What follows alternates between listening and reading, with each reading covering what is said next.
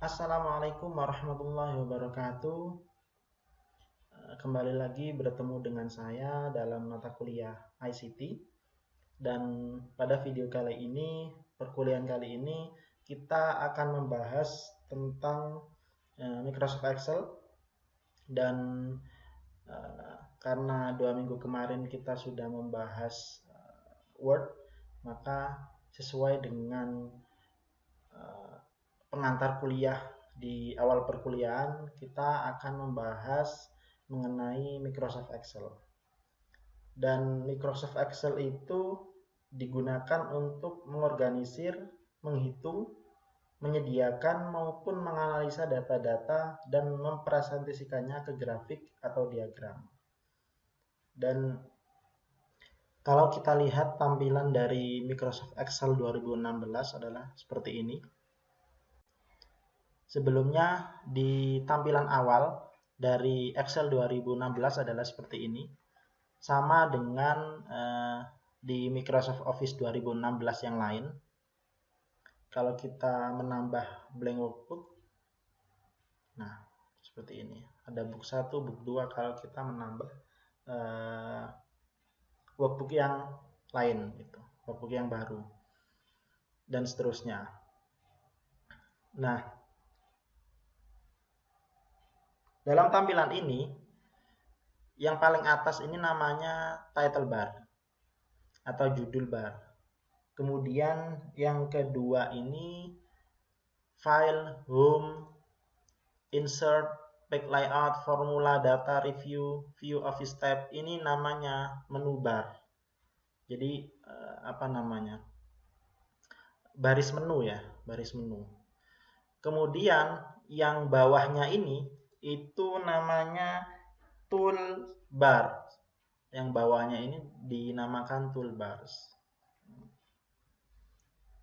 Kemudian ini satu kotak ini namanya cell pointer. Kalau horizontal seperti ini namanya baris atau apa? Row. Kemudian kalau horizontal seperti ini namanya kolom atau kolom. Ya. Nah, ini sheet 1 ini namanya worksheet atau lembar kerja. Kalau kita mau menambah sheet baru, berarti tinggal kita klik plus di sampingnya seperti ini. Ada new sheet ya. Kita klik misalnya ada sheet 2, ada sheet 3, dan seterusnya. Kemudian kalau ini baris ini namanya formula bar. Nah, formula bar atau baris rumus sebelah sini nih. Untuk menuliskan rumus atau penggunaan formula dasar di dalam Excel. Nah, kalau ini scroll vertikal ya. Nah, ini scroll vertikal. Kita bisa men-scroll banyak. Ini bisa sangat banyak sekali ya barisnya ya. Kemudian kolomnya juga sangat banyak. Kita bisa lihat misalnya sangat banyak sekali. Seperti itu. Nah, pada pembahasan Microsoft Excel kali ini itu langsung fokus ke penggunaan rumus formula dasar. Jadi langsung fokus ke penggunaan atau fungsi dari rumus ya. Jadi seperti apa, garis seperti ini, kemudian dan yang lain-lainnya itu kalian bisa pelajari sendiri. Jadi kalian bisa explore tentang toolbar-toolbar yang ada di Excel ya. Yang ada di sini itu bisa kalian explore lagi sendiri. Jadi saya langsung fokus ke penggunaan rumus formula yang ada di Excel.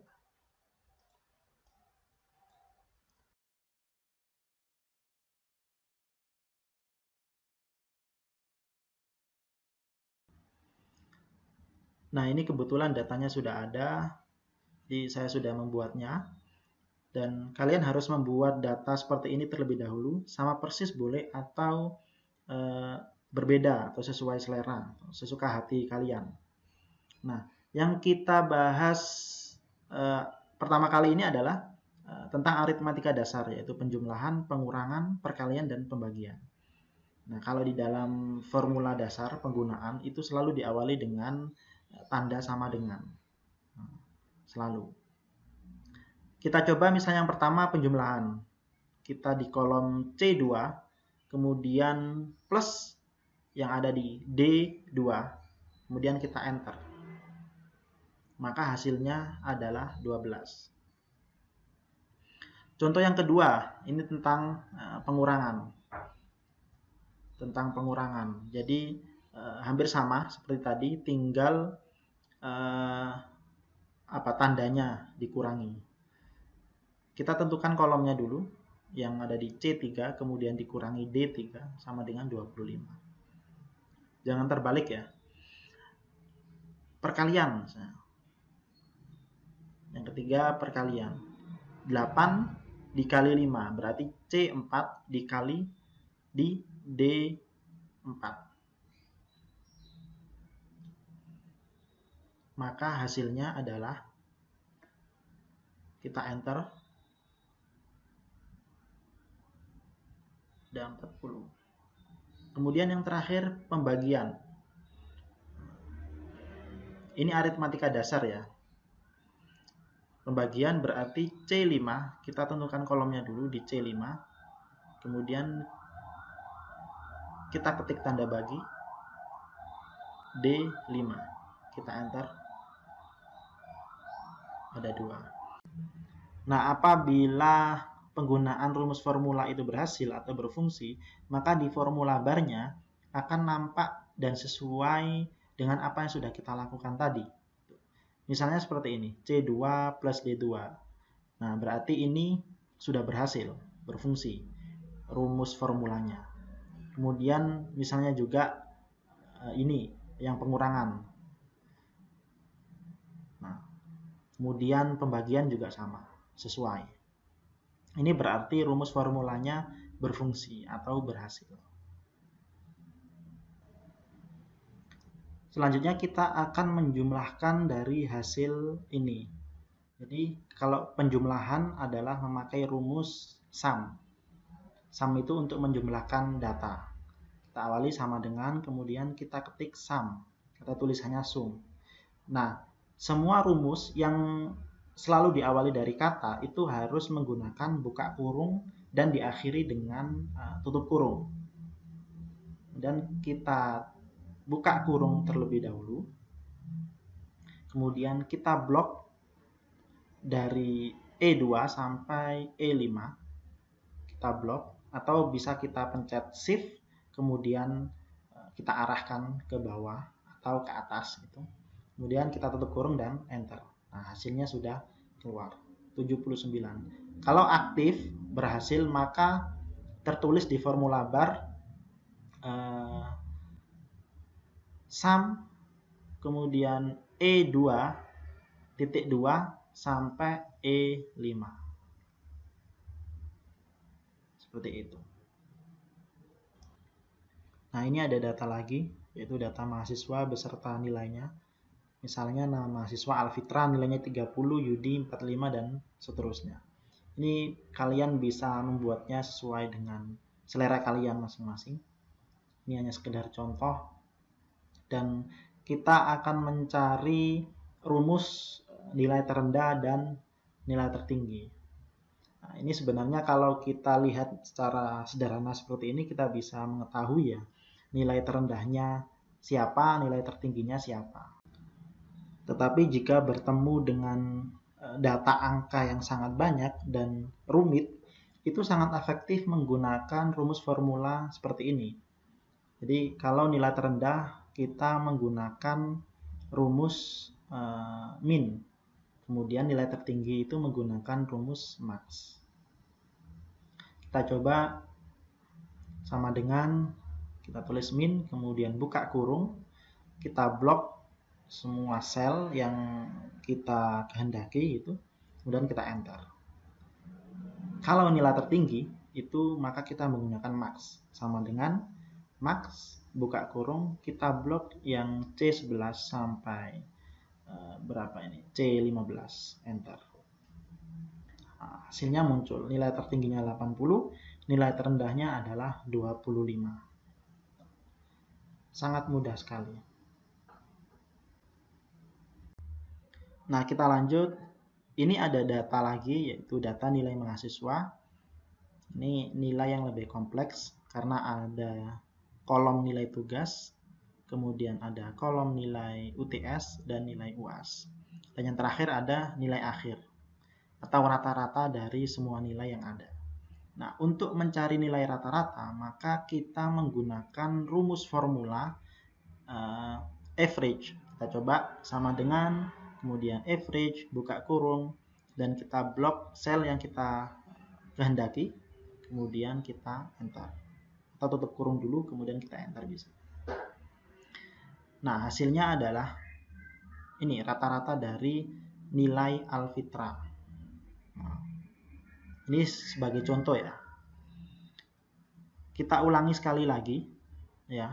Untuk mencari nilai rata-rata, maka kita menggunakan rumus formula average dari nilai yang ada di sini. 3 nilai yang ada. Itu nilai tugas, UTS, dan UAS. Kita coba lagi. Kita menggunakan rumus average. Ya. Sama dengan kemudian average buka kurung, kita blok sel yang akan kita buat rata-rata, atau kita tekan shift dan arah ke kiri atau ke kanan, kemudian kita enter. Nah, sudah. Ini berhasil. Berarti indikator berhasil. Di formula barnya tertulis average, kemudian tertulis kolomnya berapa. Nah, kita tidak usah menuliskan lagi satu persatu. Kita tinggal mengcopy aja semua nama mahasiswa yang di sini dengan mengklik yang ada di pojok kanan ini. Kita klik kemudian tarik ke bawah. Nah, hasilnya keluar tanpa perlu menuliskan satu persatu dari nama mahasiswa yang ada. Kita tinggal mengcopy aja caranya.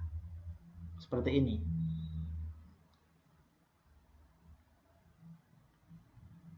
Ya, ini nilai rata-rata. Kita juga bisa membuat di sini misalnya nilai tertinggi dan nilai terendah yang ada di data nilai mahasiswa ini. Coba ya, kita tulis nilai tertinggi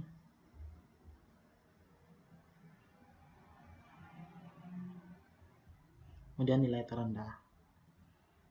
Nah, ini bisa kita tulis, kita atur dulu, kita merger dan center. Kita merge dan center dulu. Kita mencari nilai tertinggi, maka kita menggunakan rumus max dari nilai tertinggi dari hasil akhir atau nilai akhir yang ada di sini. Kita max, kemudian kita blok. Ini juga nilai terendah, sama dengan yang di atas ya, rumusnya min, kemudian kita blok sama dengan min buka kurung, kita blok dari nilai akhir.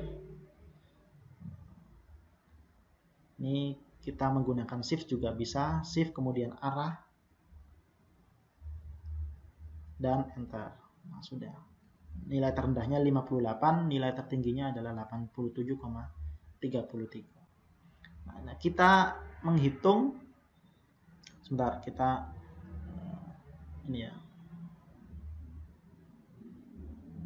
kita atur dulu biar warnai dulu biar ini terlihat bahwa yang menggunakan rumus formula adalah.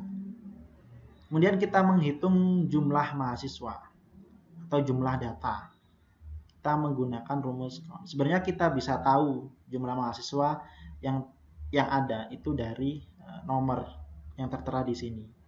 Ini ada nomor 1 sampai 5. Tetapi apabila itu jumlah datanya itu sangat banyak dan sangat rumit, sekali lagi ini sangat efektif menggunakan rumus seperti ini.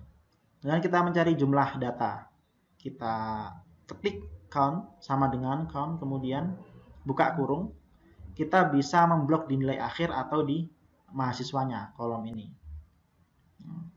Atau di kolom tugas, kolom UTS. Pokoknya semua kolom yang ada di data nilai mahasiswa. Kemudian kita enter.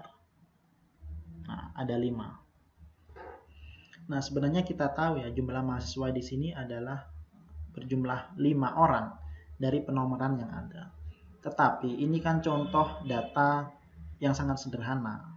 Misalnya kita bertemu dengan data yang lebih kompleks, yang lebih banyak, maka akan kesulitan untuk menghitungnya. Nah, karena itu penggunaan rumus formula seperti ini itu sangat efektif, itu digunakan untuk menghitung data-data yang sangat banyak. Kita rapikan. Nah, ini ada data lagi. Ini saya buat seperti ini, data anggaran UKM. Nah, kita akan menggunakan alamat absolut. Jadi alamat absolut itu digunakan untuk mengunci posisi kolom dan baris. Nah, fungsi ini itu ditandai dengan adanya tanda seperti dolar. Di tandanya itu seperti dolar. Nah, seperti ini. Nah, tanda ini harus diletakkan di depan kolom dan di depan baris. Ini ada harga satuan, jadi nama barang kursi misalnya harga satuannya 2 juta. Nah, ini nama barangnya akan masing-masing membeli sebanyak 2 item. Maka itu kita akan kalikan 2. Jadi setiap barang akan dikalikan 2. Nah, biar tidak berubah-ubah nanti, maka kita akan berikan absolut, alamat absolut.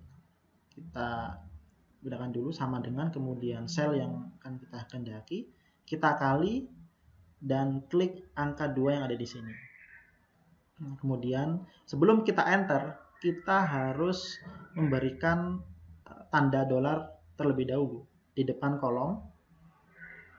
Ini tanda dolar dan di depan baris. Kemudian kita enter. Nah, hasilnya sudah ada 4 juta. Kita ulangi sekali lagi. Jadi ini per barang kita masing-masing membeli 2 item. Kita tulis, ketik sama dengan, kemudian sel kita kehendaki ini C36, kemudian kita kali, kita coba ngetik alamat absolutnya terlebih dahulu, kemudian diklik sel pengkalinya, maka hasilnya seperti ini, error.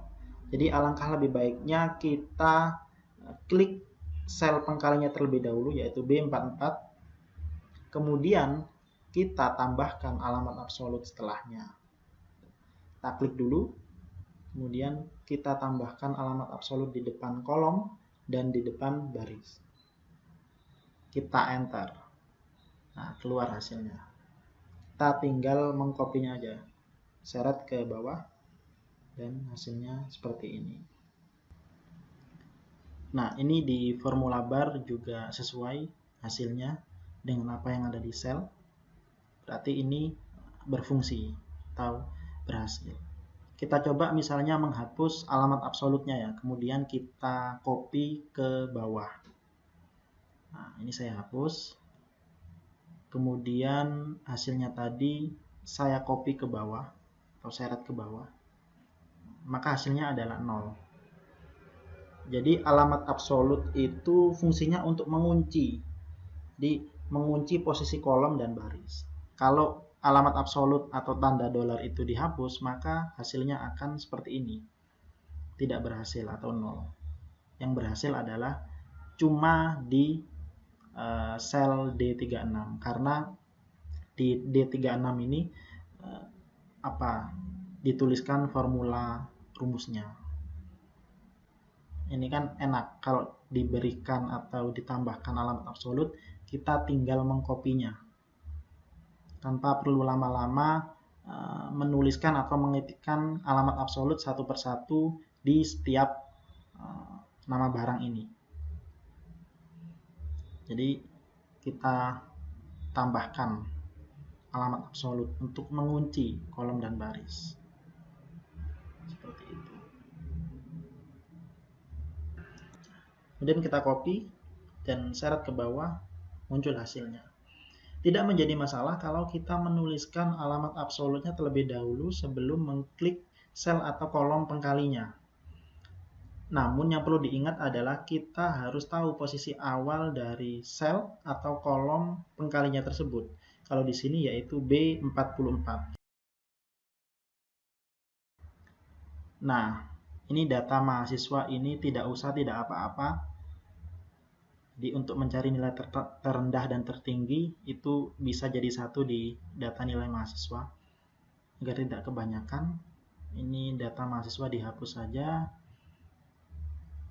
Nah, demikian yang bisa saya sampaikan di video atau pertemuan kali ini. Kurang lebihnya saya mohon maaf. Semoga videonya bermanfaat. Wassalamualaikum warahmatullahi wabarakatuh.